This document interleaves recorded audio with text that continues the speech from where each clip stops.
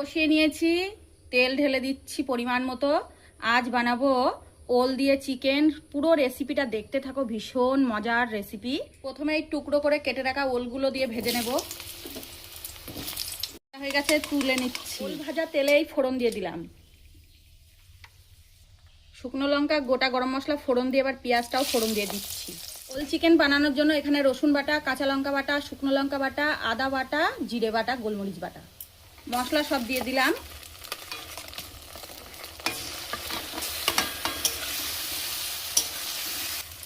Marinate করে রাখা মাংসটা দিয়ে দিলাম। এটাতে টক দই আর হলুদ মাখিয়ে রেখেছিলাম।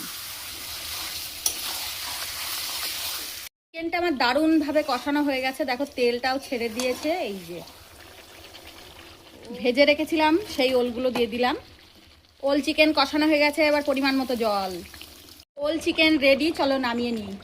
আজকের ওল চিকেন রেসিপিটা তোমাদের কেমন লেগেছে অতি অবশ্যই জানিও। যদি ভালো লেগে থাকে বেশি বেশি করে শেয়ার করে দিও আর সাবস্ক্রাইব করে দিও চ্যানেলটাকে। চলো খাই তাহলে, আর লেট করবো না। এখানে দিয়েছি মানকচু সিদ্ধ, সেটা একটু খেয়ে দেখি।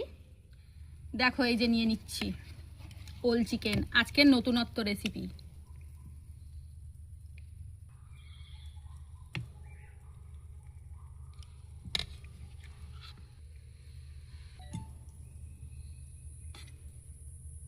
ওল আর চিকেনের অবস্থা দেখো, পুরো খুলে ছাড়িয়ে চলে আসছে। চলো খাই।